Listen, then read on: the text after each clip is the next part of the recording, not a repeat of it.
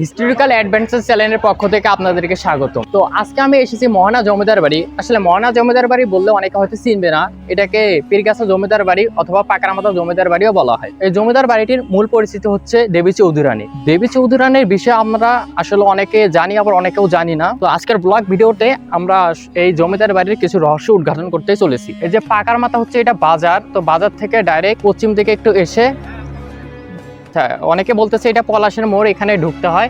তো এখান থেকে সোজা একটু গেলে এটা জমিদার বাড়ি। যে এখানে ঢুকেই যে সামনেই পড়বে কিছু হলো জমিদার বাড়ি ধ্বংসাবশেষ। এই জমিদার বাড়িটি প্রতিষ্ঠা করেন বরেন্দ্র নারায়ণ অনন্তরাম চৌধুরী। তিনি এটা প্রতিষ্ঠা করেন 1703 থেকে 1704 সালে।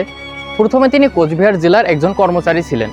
পরবর্তীতে তিনি মুঘল সম্রাটের অধীনে এসে এই জমিদারিত্ব লাভ করে।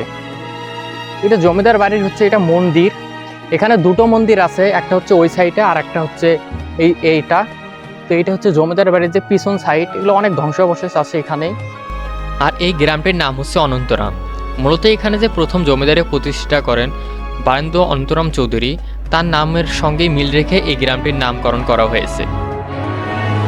আর এই যে এটা হচ্ছে দ্বিতীয় নাম্বার মন্দির। তো এখানে দুটো মন্দির আছে, এটা আমরা জানি। এটা হচ্ছে দ্বিতীয় নাম্বারে যে মন্দিরটি।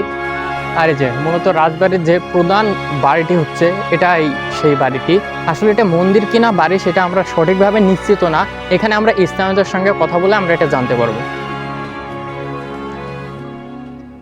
তো এখানেও এটাও মন্দির। আসলে আমরা যেটা দেখতেছি এটাও একটি মন্দির। এখানে মূলত আমি জানতাম যে দুটো মন্দির আছে, কিন্তু আসলে না, এখানে তিনটি মন্দির। এটা হচ্ছে একটা মন্দির। দ্রুত এটি হয়ে ওঠে উত্তর বাংলার অন্যতম প্রভাবশালী জমিদারি এবং এখানে জন্ম নেন ইতিহাসে এক আলোচিত চরিত্র দেবী চৌধুরানী।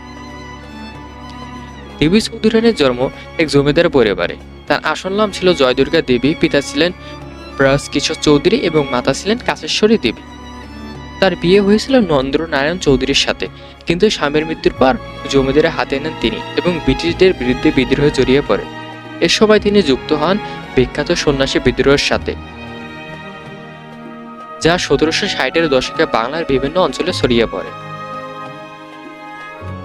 1783 থেকে 1787 সালের মধ্যে ব্রিটিশরা সরাসরি সন্ন্যাসী বিদ্রোহ দমন করতে শুরু করে।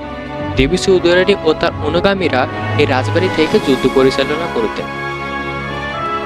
কিন্তু 1787 সালে ব্রিটিশ বাহিনী এক বিশাল আক্রমণ চালায় মহানা জমিদার বাড়িতে। অনন্ত কৌশলে ব্রিটিশরা বিদ্রোহ দমন করে এবং দেবী চৌধুরানী বন্দী হন।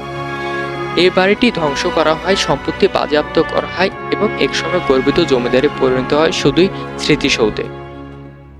আজ এই জমিদার বাড়ি দাঁড়িয়ে আছে নিঃসঙ্গভাবে, কোনো সংরক্ষণের ব্যবস্থা নেই, ধ্বংসস্তূপের মতো পড়ে আছে এককালের বীরত্বের সাক্ষী।